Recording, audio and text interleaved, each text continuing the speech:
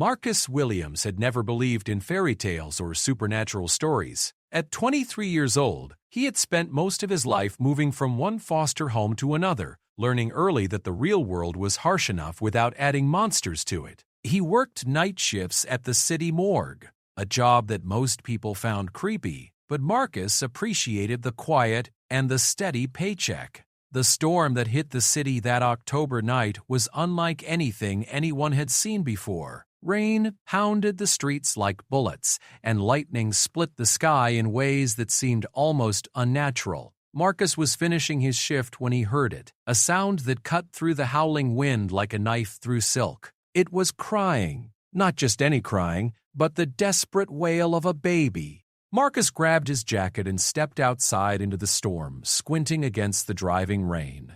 The sound was coming from the old cemetery behind the morgue, a place where the wealthy families of the past century had buried their dead in elaborate stone tombs and monuments. Following the cries, Marcus made his way through the cemetery, his flashlight barely penetrating the darkness. The wind was so strong it nearly knocked him over several times, but he pressed on. Something deep inside him, maybe the same instinct that had helped him survive his difficult childhood, told him this was important. He found the baby near the oldest part of the cemetery, lying in what looked like an ornate basket made of dark wood and silver. The child couldn't have been more than a few months old, with pale skin and dark hair that seemed almost black in the dim light. But what struck Marcus most were the baby's eyes. They were a deep, unusual shade of crimson red. The baby was wrapped in a cloth that felt expensive, like silk or velvet.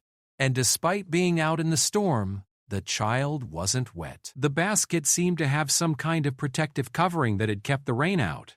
Marcus carefully picked up the baby, and immediately the crying stopped. The child looked up at him with those strange red eyes, and Marcus felt something he had never experienced before. An immediate protective connection. Looking around for any sign of the parents, Marcus noticed something odd about the area where he had found the baby.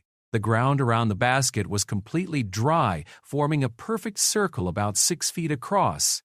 Even stranger, the ancient headstones nearby seemed to be glowing faintly in the darkness, as if they were made of some phosphorescent material. Marcus knew he should call the police or child services, but something held him back. Maybe it was his own experience with the system, knowing how children could get lost or forgotten in the bureaucracy. Or maybe it was the way the baby seemed to calm down completely when he held it, as if recognizing him somehow. He made a decision that would change his life forever. He would take the baby home and figure out what to do in the morning. Surely someone would be looking for such a beautiful child, and he could help return it to its family. Marcus's apartment was small and sparse, reflecting his simple lifestyle. He had never had reason to buy baby supplies, so he improvised. He made a bed for the child using pillows and soft blankets, and warmed some milk he had in his refrigerator. To his surprise, the baby seemed to know exactly what to do, drinking from the makeshift bottle as if it had done this before. As the night wore on, Marcus found himself unable to sleep.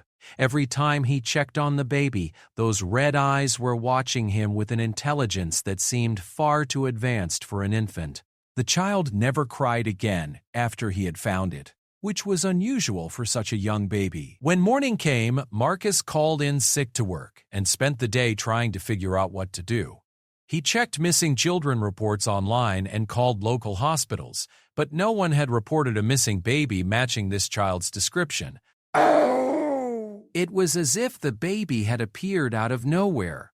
Over the next few days, Marcus discovered several strange things about the child he had decided to call David. The baby never seemed to get sick, despite the fact that Marcus had no experience caring for infants and was probably making mistakes. David grew faster than normal babies, becoming more alert and responsive each day. Most unusually, David seemed to prefer the darkness to daylight, becoming fussy when taken outside during the day, but perfectly content in the dim light of the apartment. Marcus also noticed that David had an unusual effect on the people around them. When he took the baby to the grocery store, people would stop and stare, drawn to the child in a way that seemed almost hypnotic. Store clerks would become overly helpful, and other customers would approach them, all commenting on how beautiful and unusual the baby was. But it was the nights that truly puzzled Marcus. David would stay awake for hours, those red eyes alert and watchful, as if waiting for something or someone. During these times, Marcus would hold the baby and talk to him, telling him about his own childhood, his dreams, and his fears. It felt strange talking to an infant this way, but David seemed to listen, occasionally making soft sounds that almost seemed like responses. 3 weeks after finding David, Marcus's life had settled into a new routine. He had used some of his savings to buy proper baby supplies, and had even started to think about the legal steps he might need to take to officially adopt the child. He had grown attached to David in a way he had never expected, feeling for the first time in his life that he had a real family. But then, the visitors started coming. It began with subtle signs. Marcus would come home from work to find his apartment door slightly ajar, even though he was certain he had locked it. Nothing was ever missing, but things were slightly moved, as if someone had been searching through his belongings. His neighbors, who had previously been friendly, began avoiding him, crossing the street when they saw him with David. One night, Marcus was awakened by the sound of someone moving around outside his apartment. Looking through the peephole, he saw a tall figure in a dark coat standing in the hallway. The person seemed to be sniffing the air like an animal tracking a scent. Marcus held his breath and waited, but the figure eventually disappeared. The next morning, Marcus found a note slipped under his door, written in elegant handwriting on expensive paper. It simply said, "Return what is not yours or face the consequences." Marcus knew then that David's real family had found them.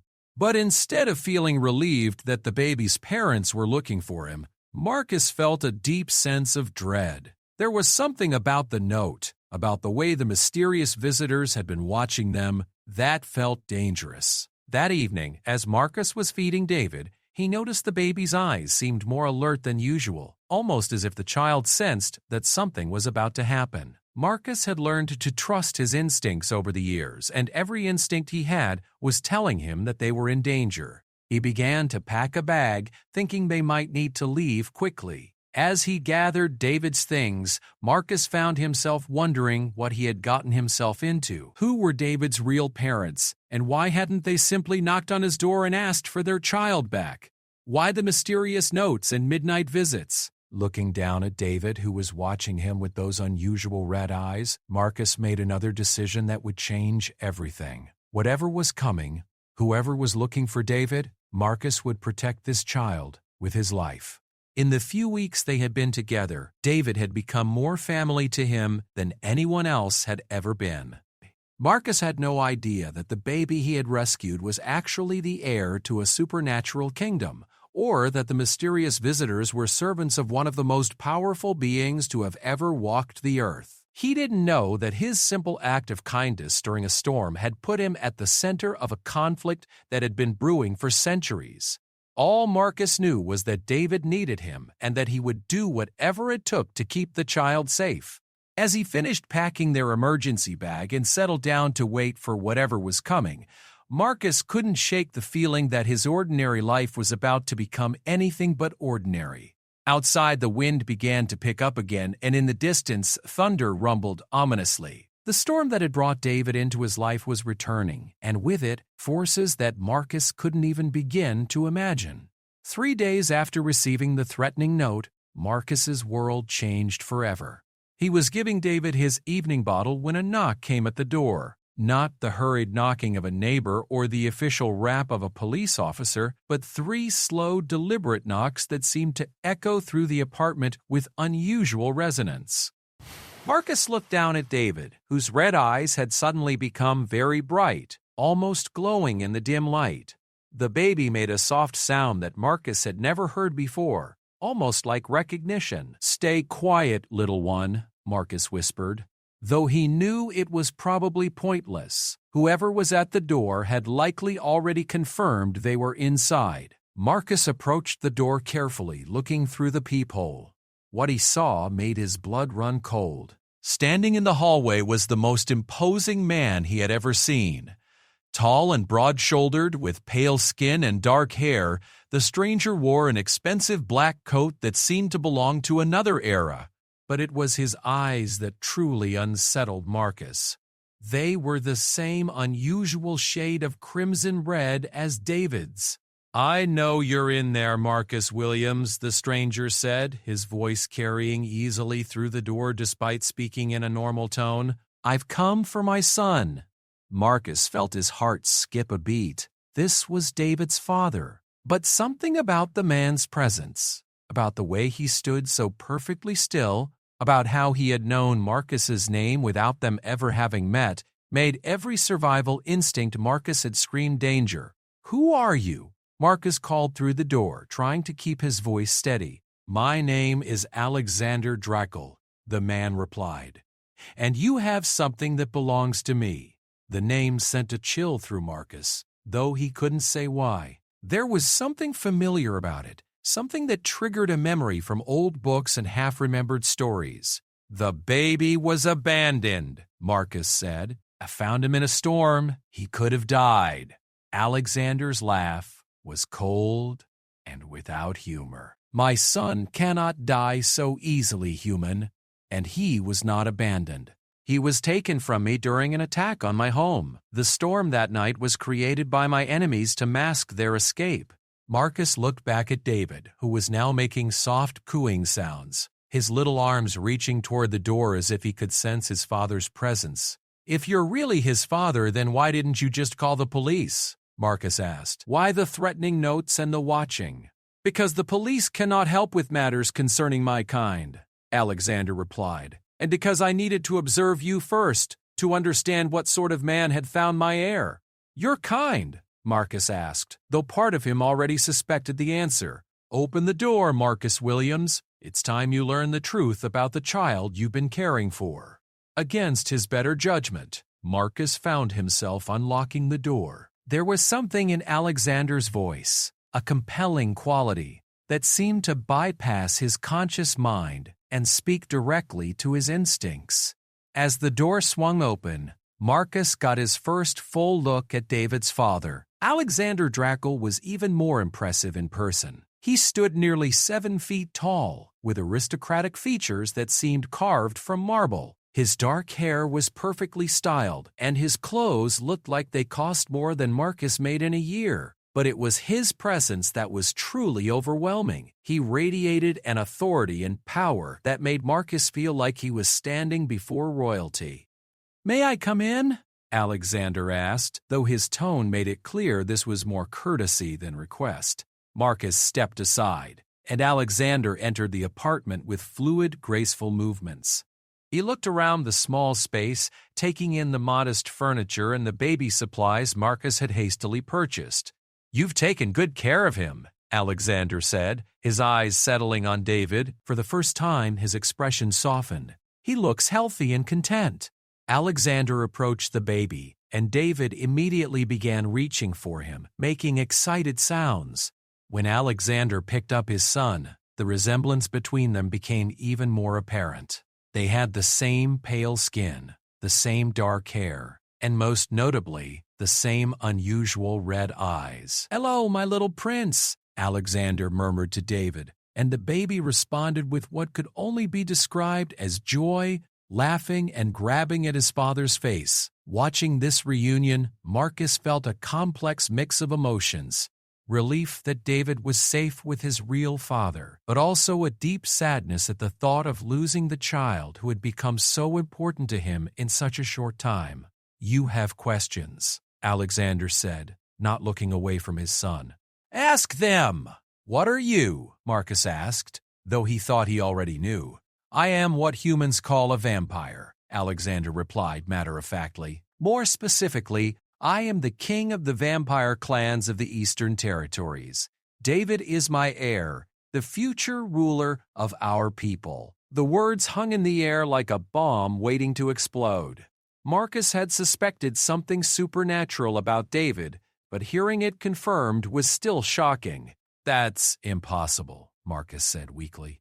Alexander finally looked at him, and Marcus saw amusement in those red eyes. Is it? You've cared for David for 3 weeks. Haven't you noticed anything unusual about him? The way he grows faster than normal babies? How he prefers darkness to light? The effect he has on people around him? Marcus couldn't deny any of it. He had noticed all those things and more. But vampires aren't real, Marcus said, though even as he spoke the words, he knew how foolish they sounded. We are very real, Marcus Williams. We have existed alongside humanity for thousands of years, hidden in the shadows, maintaining the balance between our worlds. Alexander sat down in Marcus's armchair, still holding David. Most humans never encounter us directly, but occasionally circumstances bring our worlds together. The storm, Marcus said, understanding beginning to dawn. You said your enemies created it. A rival vampire clan, led by my brother Victor, Alexander explained.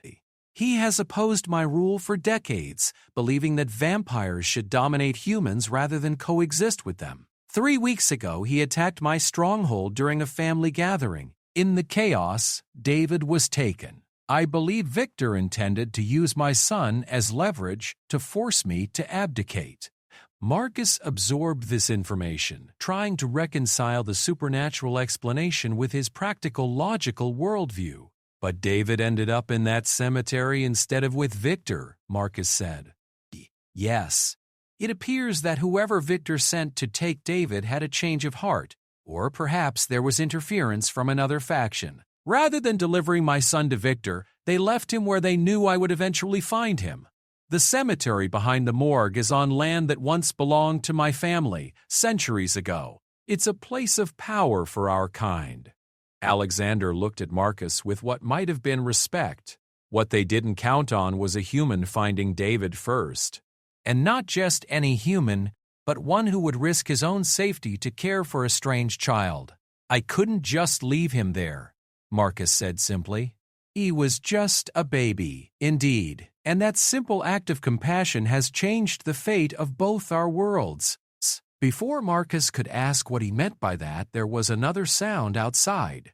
This time it wasn't knocking, but rather the sound of multiple footsteps in the hallway, moving with predatory stealth. Alexander's entire demeanor changed instantly. He stood up smoothly, David still in his arms, and his casual manner was replaced by alertness that reminded Marcus of a wild animal sensing danger. "They've found us," Alexander said quietly. "Who's found us?" Marcus asked. But even as he spoke, he was moving toward his emergency bag. "Ditter's forces. I had hoped to retrieve David and leave quietly, but it appears my brother has been watching this place as well." The lights in Marcus's apartment suddenly went out, though the building's power was still on. Marcus could see light under his door from the hallway. In the darkness, Alexander's red eyes seemed to glow more brightly. "Listen to me carefully, Marcus," Alexander said, his voice taking on a tone of absolute authority. "What happens next will determine not only our survival, but the future balance between the vampire clans. Victor cannot be allowed to claim David." "What do you want me to do?" Marcus asked, surprised by his own calm.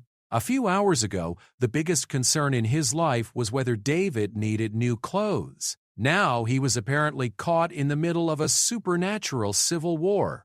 "There is an old law among our kind," Alexander explained quickly. As the sounds outside grew closer, "A human who saves the life of a vampire heir and cares for them selflessly gains what we call the right of protection. It means that human becomes bonded to our family, with all the rights and responsibilities that entails." Marcus didn't fully understand what Alexander was telling him, but he could sense the importance of it. "Are you saying I'm now part of your family?" Marcus asked. "If you choose to be. The bond is not forced. It must be accepted willingly by both parties. But if you accept it, you will have the power to protect David even from other vampires, and you will have a voice in decisions concerning his welfare." The apartment door suddenly burst open and dark figures poured into the room. Marcus caught glimpses of pale faces and glowing red eyes before Alexander moved. What happened next was like nothing Marcus had ever witnessed. Alexander handed David to Marcus, then turned to face the intruders. In the darkness, Marcus could barely see the fight, but he could hear it, the sound of superhuman speed and strength, furniture being thrown, and what sounded like bodies hitting walls with tremendous force. "Do you accept the bond, Marcus Williams?" Alexander called out while fighting off multiple attackers. "Do you claim the right of protection for my son?" Marcus looked down at David, who was remarkably calm despite the chaos around them. Those red eyes looked back at him with what seemed like understanding and trust. Marcus thought about his lonely life, his empty apartment, his job at the morgue that he had never particularly enjoyed. Then he thought about the past 3 weeks with David, how for the first time in his life he had felt like he had a real purpose, a real family. "Yes," Marcus said firmly, "I accept the bond. I claim the right of protection." The moment the words left his mouth, Marcus felt something change inside him. It was as if a door had opened in his mind, and suddenly he could sense things he had never been aware of before. He could feel Alexander's presence, strong and protective. He could sense the attackers, their hostile intentions, like dark clouds in his awareness.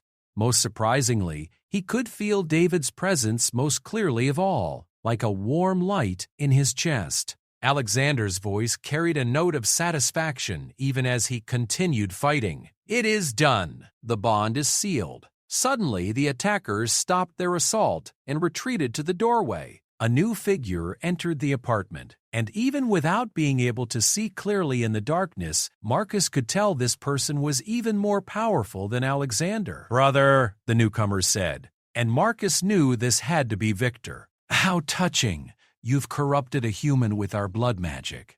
"The bond was offered and accepted freely, Victor," Alexander replied. "The right of protection is ancient law that no longer applies in the modern world," Victor said dismissively. "Surrender the child, Alexander. Your reign has grown weak and sentimental. It's time for stronger leadership." "Never," Alexander said simply. Victor laughed, and the sound made Marcus's skin crawl. "Very well. If you won't surrender him willingly, I'll take him, and your human pet will die for his interference." But as Victor moved toward them, something unexpected happened. Marcus felt power flowing through the bond Alexander had created, and instinctively he knew what to do. Stepping forward, still holding David, Marcus spoke with a voice that seemed to carry far more authority than it should have. "By the right of protection, I forbid you to harm this child or approach him with hostile intent." The effect was immediate and shocking. Victor stopped dead in his tracks, as if he had hit an invisible wall. His face showed surprise and then anger. "With trust, Teddy! Impossible!" Victor snarled. "No human should have that much power through the bond." Alexander sounded as surprised as his brother. "The bond, it's stronger than it should be. Marcus, what exactly are you?" But before Marcus could answer, David began to glow with a soft, warm light that filled the apartment. In that light, Marcus could see everything clearly for the first time: Alexander, Victor, and the half-dozen other vampires who had been fighting. But most importantly, he could see that David's unusual red eyes were now swirling with colors that seemed to contain depths of ancient power. "The child," Victor whispered, and for the first time his voice contained something like fear. "He's not just an heir. He's a bridge." Alexander stared at his son in amazement. "A bridge between the human and vampire worlds. That's why the bond is so strong. David isn't just my heir. He's the key to a new age." Marcus didn't understand everything that was happening, but he understood enough. David wasn't just a vampire baby who needed protection. He was something special, something that could change the relationship between humans and vampires forever. And Marcus, through his simple act of kindness during a storm, had become an essential part of that destiny. Victor's expression had changed from anger to calculation. If the child is truly a bridge, then he belongs to neither side exclusively. This changes everything. "Yes, it does," Alexander agreed. which is why you cannot have him. A bridge must be protected and allowed to grow, not used as a weapon." The two brothers stared at each other across the small apartment, and Marcus realized that his simple life of working at the morgue and going home to an empty apartment was over forever. He was now part of something much larger, something that would require courage and strength he wasn't sure he possessed. But looking down at David, who smiled up at him with complete trust, Marcus knew he would find that strength somewhere. The baby who had changed his life was depending on him, and Marcus wouldn't let him down. The real adventure was just beginning.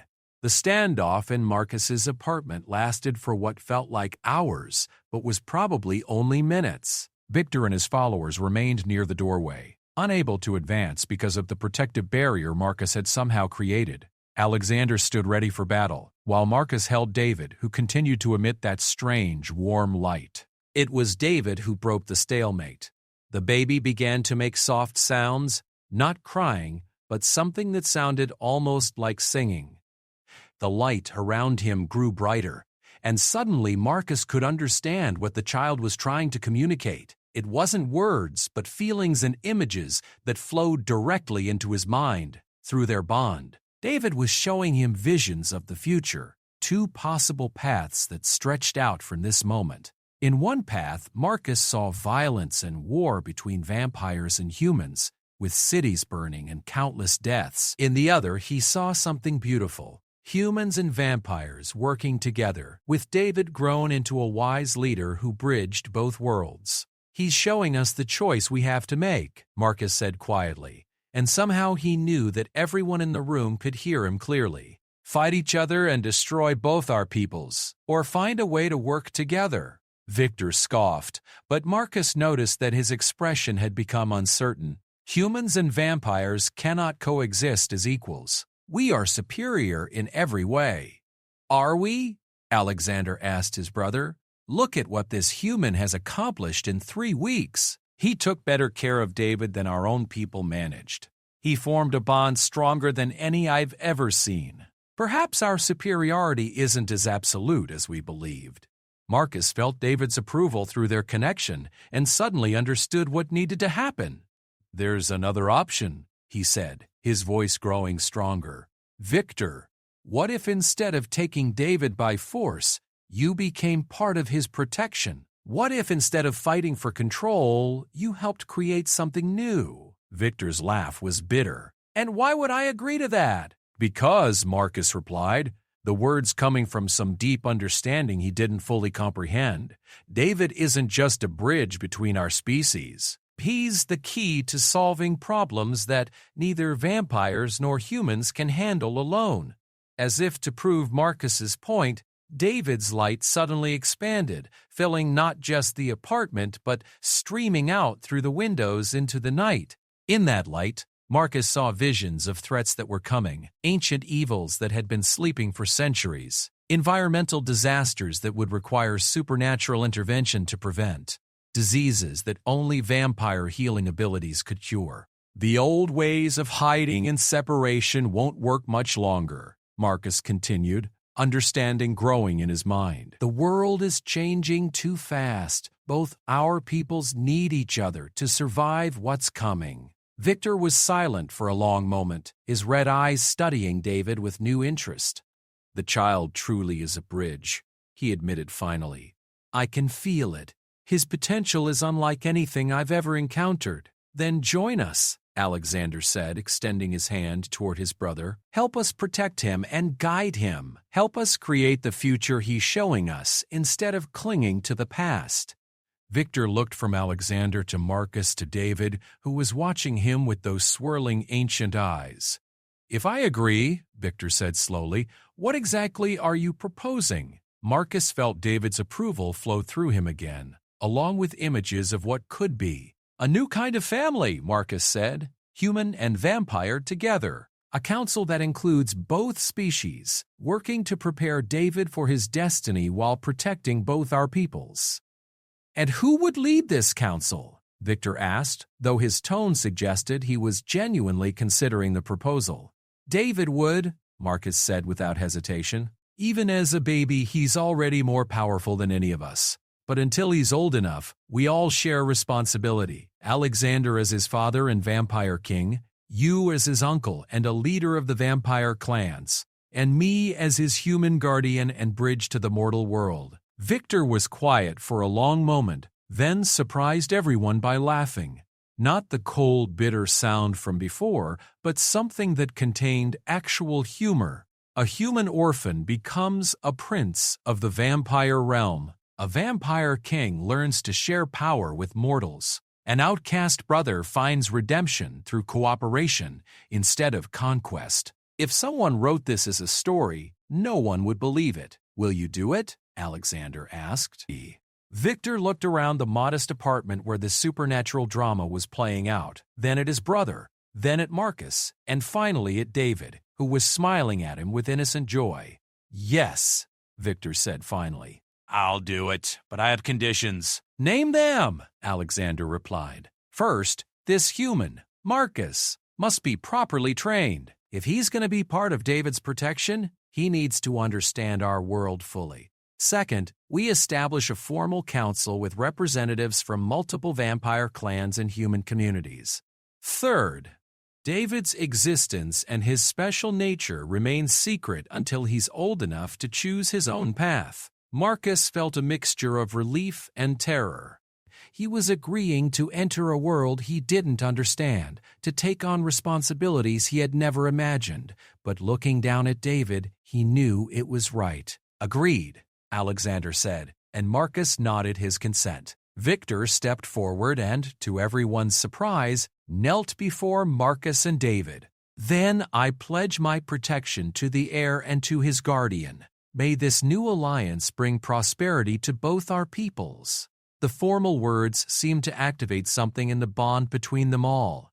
Marcus felt connections forming not just with Alexander and David, but with Victor as well. It was like becoming part of a family that spanned species and ancient rivalries. Over the following weeks, Marcus's life changed in ways he could never have imagined. His small apartment became a meeting place for vampires and humans working together to plan David's future. Alexander arranged for Marcus to receive an education in vampire history, politics, and abilities. Victor, to everyone's surprise, proved to be an excellent teacher, patient and thorough in explaining the complex relationships between different supernatural communities. Marcus learned that vampires weren't the only supernatural beings in the world. There were werewolves, witches, ancient spirits, and other creatures that most humans never knew existed. David, as a bridge being, would eventually need to work with all of them. The training was intense. Marcus learned to fight, to sense supernatural presences, to communicate through the mental bonds that connected David's guardians. He discovered that his protection of David had awakened latent psychic abilities in him, allowing him to see threats before they materialized and to project protective barriers around the baby.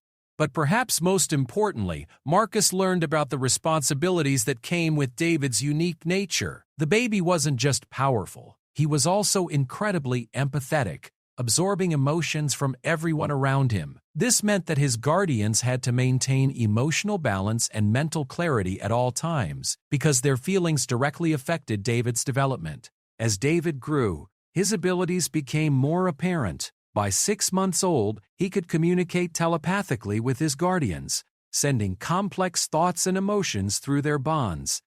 He could also influence the weather in small ways, making sunny days when he was happy and bringing gentle rains when he was sad. More remarkably, David seemed to have an instinctive understanding of right and wrong that transcended human or vampire morality. When conflicts arose between his guardians, David would project feelings that helped them find compromise and understanding. He was already fulfilling his role as a bridge, bringing together beings who had been enemies for centuries. The formal council that Victor had insisted upon became a reality 6 months after that night in Marcus's apartment. Representatives from 12 vampire clans, 5 human communities that had learned about the supernatural world, and 3 other supernatural species met in an ancient castle in the mountains that Alexander had purchased for this purpose. Marcus found himself serving as the primary human representative, a role he had never asked for but had grown into naturally. His unique bond with David gave him authority that even ancient vampires respected, and his background as an orphan made him a powerful advocate for protecting the vulnerable. The council's first major decision was to establish safe houses in major cities around the world where humans and supernatural beings could coexist peacefully. These became testing grounds for the kind of integrated society that David might someday lead. As David approached his first birthday, it became clear that he was developing faster than either human or vampire children typically did.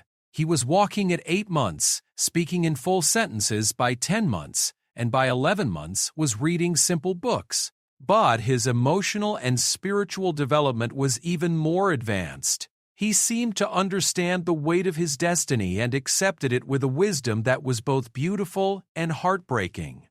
One evening, as Marcus was reading to David before bedtime, the baby looked up at him with those swirling eyes and spoke words that would stay with Marcus forever. "Thank you for saving me in the storm, Papa Marcus," David said clearly. "But you didn't just save me, you saved everyone." Marcus felt tears in his eyes as he understood what David meant. By choosing compassion over fear during that storm a year ago, Marcus had set in motion events that were already changing the world for the better. The safe houses were thriving, with humans and vampires working together on problems neither could solve alone. Scientific breakthroughs were happening as vampire knowledge combined with human innovation. Ancient conflicts were being resolved through the example of cooperation that David's guardians demonstrated. "You saved yourself, little prince," Marcus replied softly. "I just carried you home." David smiled and reached up to touch Marcus's face with his small hand. "Home is wherever family is," he said. "And family doesn't have to be the same species to love each other." Looking around the beautiful nursery in the castle that had become their home, Marcus reflected on the journey that had brought them here. Alexander had become not just an ally, but a true friend, someone Marcus trusted completely despite their different natures. Victor had surprised everyone by developing a genuine affection for both David and Marcus, often bringing gifts and spending hours playing with his nephew. But it was David himself who had been the real teacher. Through his innocent wisdom and unconditional love, he had shown all of them that the barriers between species were largely imaginary. Love, loyalty, courage, and kindness were not human traits or vampire traits. They were simply good traits that any being could choose to develop. As Marcus tucked David into his crib that night, he thought about the storm that had brought them together. What had seemed like a random act of nature now appeared to be something much more purposeful. Perhaps the storm had been sent by forces that understood what the world needed, not another conflict between supernatural beings and humans, but a bridge who could bring them together. "Good night, my little prince," Marcus whispered to David, who was already drifting off to sleep. "Good night, Papa Marcus," David replied sleepily. "Tomorrow we'll make the world a little bit better," and Marcus knew that they would. David's destiny was not just to rule or to bridge, it was to heal the ancient wounds between species, to heal the fear and mistrust that had kept supernatural beings hidden, and to heal a world that desperately needed the combined wisdom and power of all its inhabitants. As Marcus settled into his own bed in the room next to David's nursery, he smiled to himself. He had started as an orphan with no family, working a lonely job in a morgue. Now he was the guardian of a supernatural prince, a member of a council that was reshaping the world, and part of a family that transcended everything he had ever thought possible. The storm that had brought David into his life had indeed transformed everything. But the real transformation hadn't been in the dramatic supernatural events or the discovery of hidden worlds. The real transformation had been in learning that family, love, and purpose could be found in the most unexpected places, and that sometimes the greatest destinies began with the simplest acts of kindness. Outside, thunder rumbled gently in the distance, not threatening this time, but welcoming, as if the sky itself was celebrating the new world that was being born. And in his crib, David smiled in his sleep, dreaming of a future where storms brought not destruction but hope. An orphan rescued the vampire king's lost baby from the storm. His next move transformed everything.